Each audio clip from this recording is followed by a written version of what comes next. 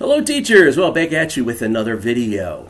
Hey, this past Sunday I handed out the new curriculum for the spring, and I want to mention to you that inside the front cover of your teacher's guide, I dated each of the lessons. That way we're all on the same lesson on each of the given Sundays. So I just want you to know that the lessons are dated on the inside cover of your teacher's guide. So take a look at that so you know what lesson to teach when.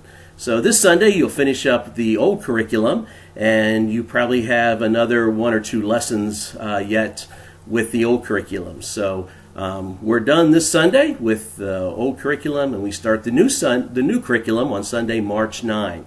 So I will take all the old curriculum that you have, and I pass it on to another church. So I just want you to know that the new curriculum starts March 9.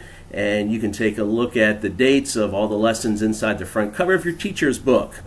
And if you notice, too, that I also wrote down the date for Easter Sunday in your book, and I was reminded that we don't have Sunday School Easter Sunday.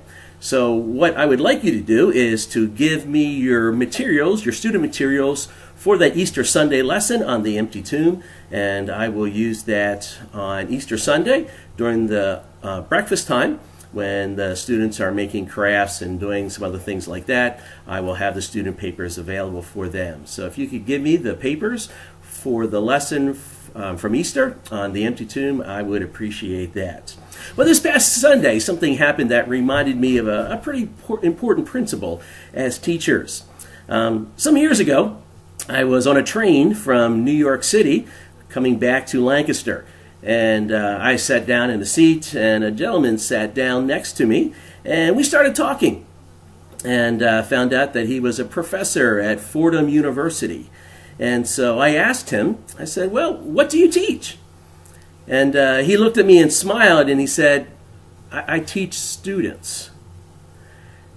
And he says, I know that wasn't the answer you were looking for, but in reality, I teach students. And so we talked a little bit about that. And, so many times we as teachers get caught up in teaching the curriculum.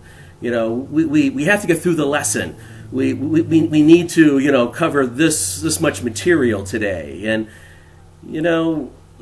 I think we miss the point. Our point in being a teacher is not to get through the lesson. Our main goal as a teacher is to teach students. This past Sunday, I was teaching on faith, and I had a worksheet printed out that we were using, and we were kind of going down through that, and there was some good dialogue and discussion, and I made a comment about how Satan does not want us to have a strong faith in God, and that sparked a discussion on Satan and opened up a lot of questions.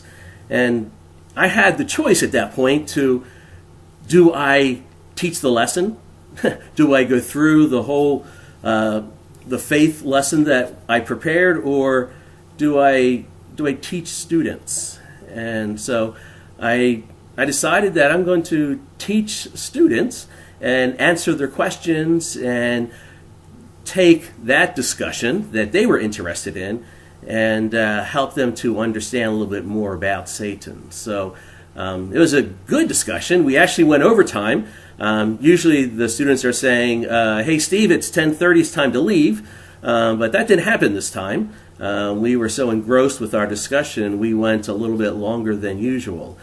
And afterwards, I was thinking, that was a good lesson. Even though I didn't teach my lesson, I didn't teach what was planned, it was a good lesson. And I know that the students who were part of that discussion really came away learning something. So as you teach, your goal is not to get through the lesson, not to cover what's in the curriculum, but your goal is to teach students. And sometimes with their questions about things, you're not always going to cover your lesson plan. So remember that your goal as a teacher is to teach students. And I want to thank you for teaching students, for your heart and desire to help these students, these children, grow in their faith. So thank you for your time, for your energy, and for the effort that you make each week. And again, as I go into your classroom on Sunday mornings and turn on the light and turn on the heat, I stop and say a prayer for you and for your students, that it would be a good time of learning. So thank you for what you do.